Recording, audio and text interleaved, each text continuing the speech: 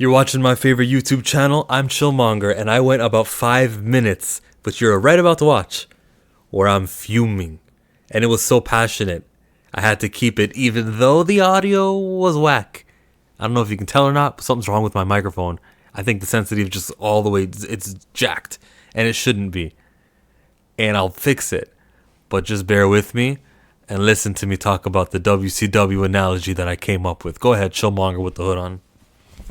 After Blade was taken out of the release schedule from Marvel, there's a way that I'm feeling right now. It takes us back to the WCW days of Sting. The greatest story told in wrestling, if you ask me. Nick Patrick can eat a dick. Thumbs up this video if Nick Patrick can eat a dick. But that referee screwed up the perfect finale. Anyways, oh my god. You gotta be a fan. If you're not a fan, you don't know what I'm talking about. I'm just going to play the video. Play. This is how I feel. Like, after Blade has been cut. After the T'Challa thing. After Photon doesn't have her movie, or her plans for her were discontinued. After race swaps. After Sam Wilson won't be Falcon but Captain America. You like him as Cap. And doing nothing with the brand of Falcon. Wonder Man, all that stuff. After all of that, this is how I feel about Marvel. I have been mediator. I have been babysitter for Lex Luger. I've given him the benefit of the doubt about 1,000 times in the last 12 months. Yeah. What's he getting to? I don't like the, and I don't like the tone of this at all. I've carried the WCW banner. And I have given my blood, my sweat, and my tears for WCW. For Marvel Comics. So for all of those fans out there and all those wrestlers and people that never doubted the Stinger, I'll stand by you if you stand by me. But for all of the people, all of the commentators, all of the wrestlers, and all of the best friends who did doubt me, you can stick it. I love how he turned his back to the camera. And yeah, you can stick it. That's how I feel. I did so much blood, sweat, and tears for Marvel Studios. And Lex Luger, and Nate Moore, and Ryan Coogler, and everyone I made excuses for, and everyone that I tried to... this is a blow. What is replacing Blade? They are going to highlight white superhero franchises like Wonder Man, like Nick Fury, like all of these ones. Using talents.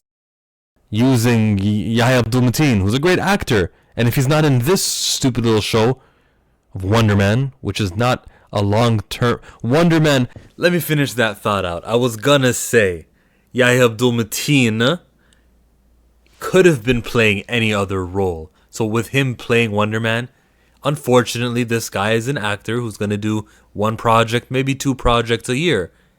And being hired for Marvel is keeping him from popularizing and elevating a brand or an actual black character that he would have done if he wasn't occupied over here with this paycheck he'll be getting to play the Wonder Man.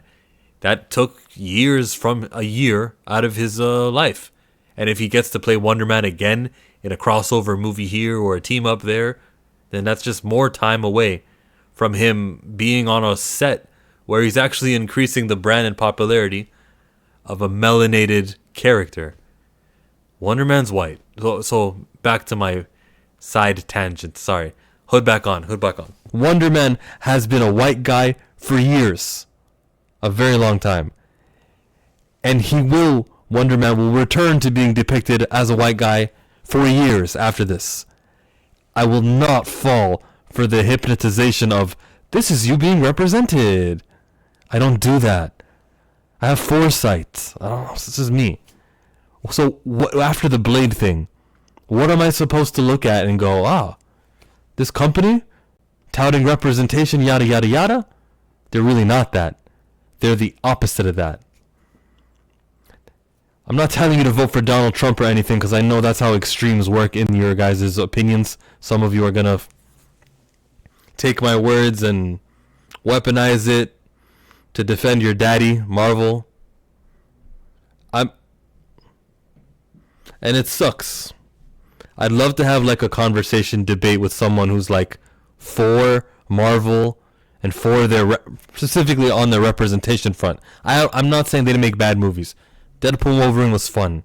I'm really only talking about their on-screen representation, the who they give $200 million budget films with the lead of, and how they advertise them. Are they on the poster, or is it Sam Wilson is not on the poster? It's the Shield with Red Hulk crushing it. That's the poster. I'm calling that out, and I feel like Sting in WCW in 1996. After I think it was a Fall Brawl, that was that event. That was a great event.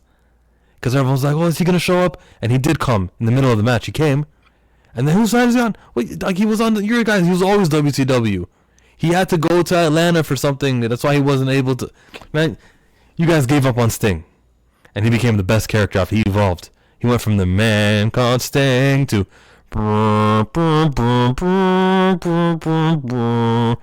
You know, it's too slow to do the whole thing. I'm chill out. Ianu. I'm not leaving it. Ianu, it's right here. Boom, boom. Look. It's on the side. Whoop. Ianu's right there. Boom. It's your time to click on that, Bray. The trailer, the sneak peek. If you don't know what I'm talking about, this is it. For all of my stingers out there, you still want to support a comic book that gets adapted? Right here. But if you don't want to watch that, then you can stick it.